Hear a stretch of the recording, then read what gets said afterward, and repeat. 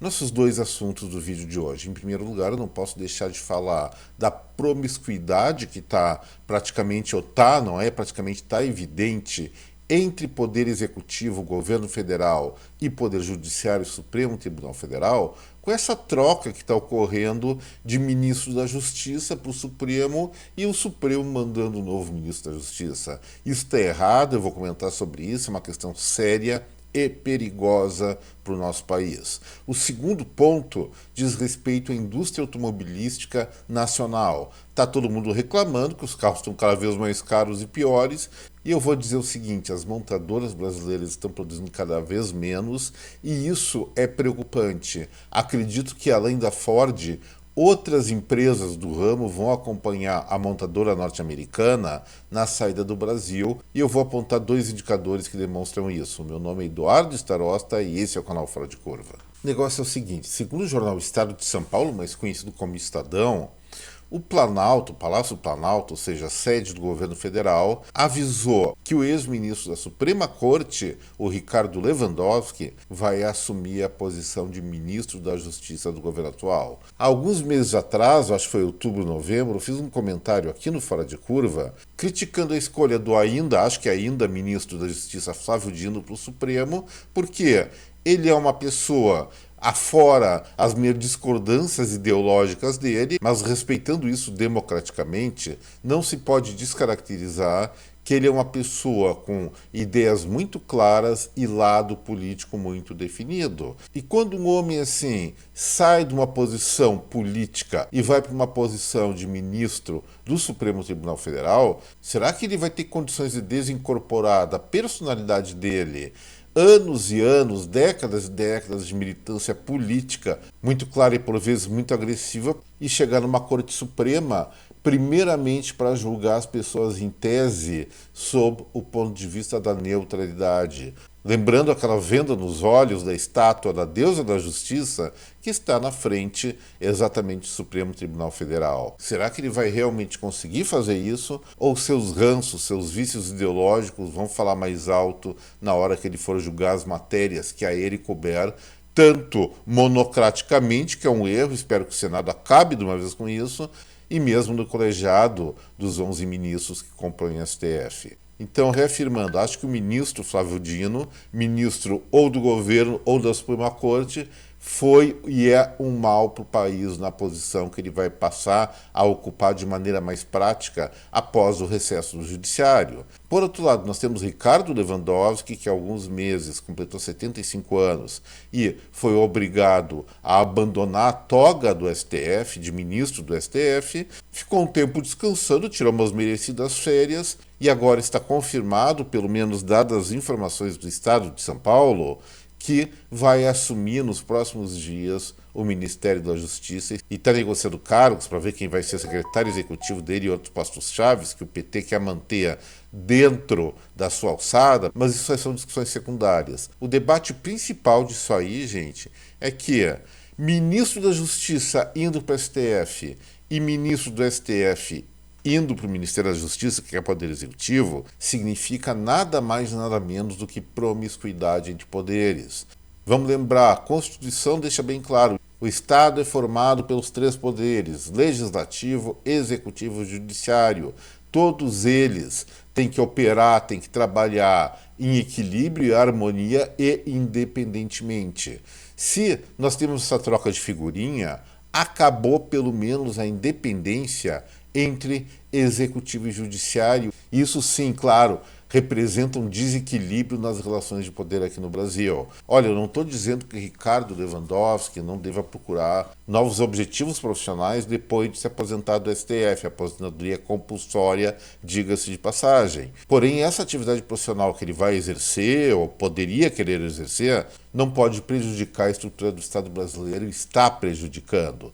Ele poderia ser professor, um bom professor de uma universidade, até advogado até eu questiono, porque nessa posição ele poderia interferir sim, se fosse defender alguma causa na Suprema Corte. Mas essa é uma questão secundária. Aposentado do Supremo, ele está recebendo uma bela, uma gorda aposentadoria que vai lhe permitir uma vida de muito conforto para ele e seus familiares, então não é porque questão de dinheiro isso, é por questão de poder. E essa sede por mandar, que parece que se tornou incontrolável, vai sim prejudicar a estrutura democrática do Brasil. Olha o que eu estou falando. Muita coisa vai vir e não são coisas muito agradáveis. Porque relação cordial entre poderes até dá para entender e até acredito que seja uma coisa, diríamos assim, positiva de uma forma geral. Mas troca de figurinhas, ministro de um indo para o lugar do outro e do outro para o lado do um, isso aí, como eu falei, chama-se promiscuidade. E promiscuidade sempre acaba em sacanagem, não quero mais falar sobre isso, minha posição está aqui.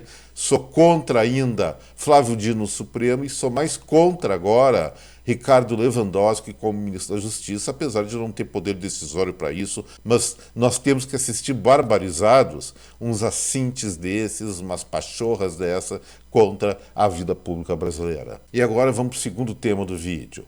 Pessoal, por algumas vezes eu manifestei minha contrariedade à postura institucional da Anfávia, que é a Associação Nacional de Fabricantes de Veículos, no que diz respeito ao seu lobby, às políticas que quer implementar no Brasil, no que diz respeito à questão automotiva. Recentemente, inclusive, eu reclamei muito a respeito do acerto que essa Anfávia fez com o governo federal para aumentar o imposto de importação sobre carros elétricos e híbridos, que vai chegar daqui a 2 anos a, se não me engano, 36%. Antes, por ser o veículo incentivado, não pagava imposto de importação. Isso, como eu falei, está errado, mas vamos esquecer isso. O fato é o seguinte: a política automotiva ou o mercado automotivo no Brasil, ele está diminuindo. Será que é porque os preços subiram muito? Será que é porque a qualidade dos veículos aqui produzidos não está ou está aquém do desejado?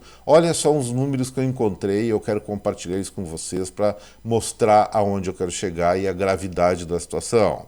Lá na abertura da década passada, ou seja, por volta de 2010, o Brasil produzia anualmente 2.600.000 veículos. Chegou no auge em 2013 com 3.005.000 veículos e depois teve uma queda muito grande por conta da recessão causada pelo governo Dilma Rousseff. No final de 2016, essa produção tinha caído praticamente 3 milhões de unidades para 1.714.000. Lá no final de 2016, início de 2017.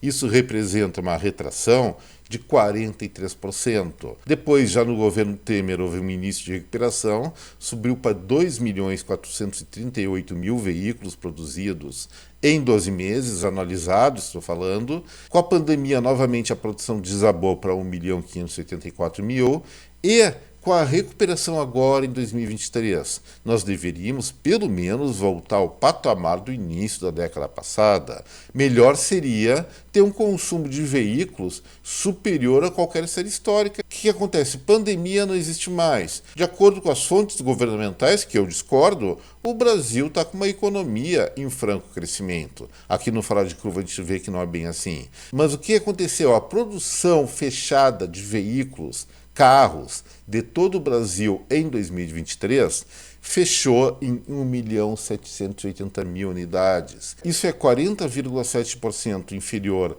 ao que era fabricado no auge da produção brasileira.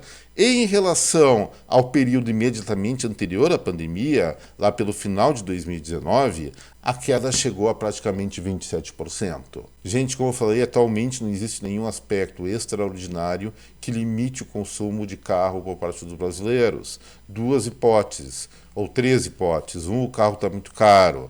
2, o brasileiro não quer mais saber de carro.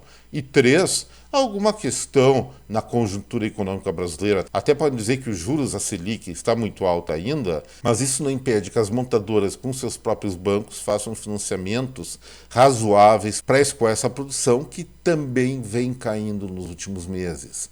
Ou seja, quem produzia 3 milhões de veículos e agora produz 1.780.000, tem alguma coisa errada. E muito errada, sim. Um outro indicador importante que eu quero mostrar para vocês é o seguinte: a indústria, ela trabalha com conceitos, para ser competitiva, é claro, ela tem que trabalhar com conceitos de produtividade.